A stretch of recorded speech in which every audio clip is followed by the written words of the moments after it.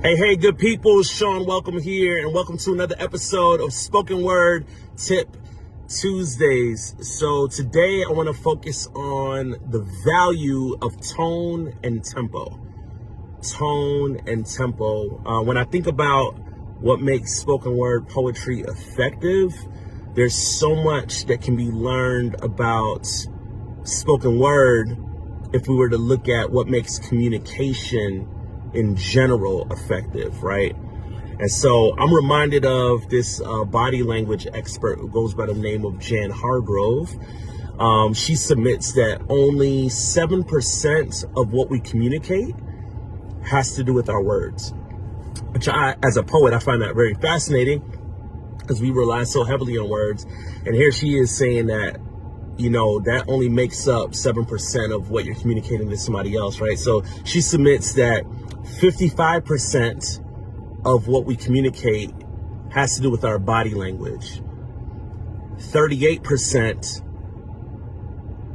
involves our tone, like how we say something, right?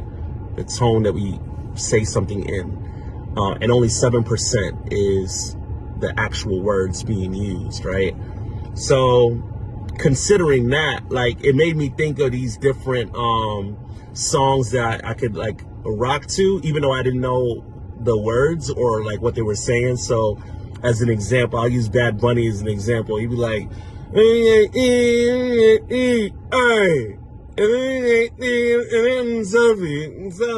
don't know what he's saying, but I heard selfie somewhere in there, right? But yes, there's music, but like there is the melody of the voice, right? That's still intoxicating, right? Or, Burna Boy, you know what I mean? He got,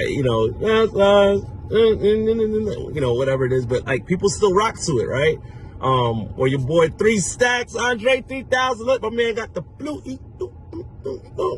no words, right? Shout out to the meditation music, right? But it's like, man, there is something about the melody of our voices outside of the words that we're using that still counts towards how people hear your spoken word poetry, right? So the tip here effectively is just to diversify your tone and tempo, right? And I think the value of, and I'll start with tempo first, right? Like the value of, say, slowing down, right? After you after you say a line or an image or whatever, like leaving gaps, 1 to 2 second gaps between those lines every so often gives your audience an opportunity to process what it is you just said, right? And I think that's really helpful because your audience feels like they're with you in the poem, right? Versus looking at this illuminating star of a communicator in awe, like there's like a little bit more distance there when you speak quickly and perform and do all these magical things with like word flipping and stuff like that.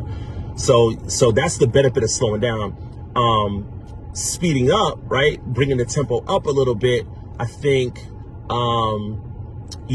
is like very entertaining, right? And like, let's keep it funky. Like, people just want to be entertained at the end of the day, or at least most audiences, mainstream audiences, just want to be entertained. So there is some value to that, right? And I think it sells what you're saying a little bit more as you speed it up, right? It feels like at the speed of thought, and that can come off as very natural and flowy, right? So there's some value there. Bringing your tone high, bringing your tone really high, or bringing it really low at times, right? That also has all of its value. And I'm not advocating for slowing down the tempo, speeding up the tempo, bringing the volume up, or bringing it down. What I'm advocating for is shifting gears throughout the course of the poem, right? To the degree to which it feels most natural to you still, right? So there's always that caveat, right? You don't want to be all outside of like how we communicate, but like I think tone and tempo is a little bit of a blind spot for writers because we focus so much on the words that we're not thinking about this other thing that people are still experiencing, right? As they listen to you perform spoken word. So that's all I got for y'all today. I hope that was helpful. And till next Tuesday, peace, love, and poetry.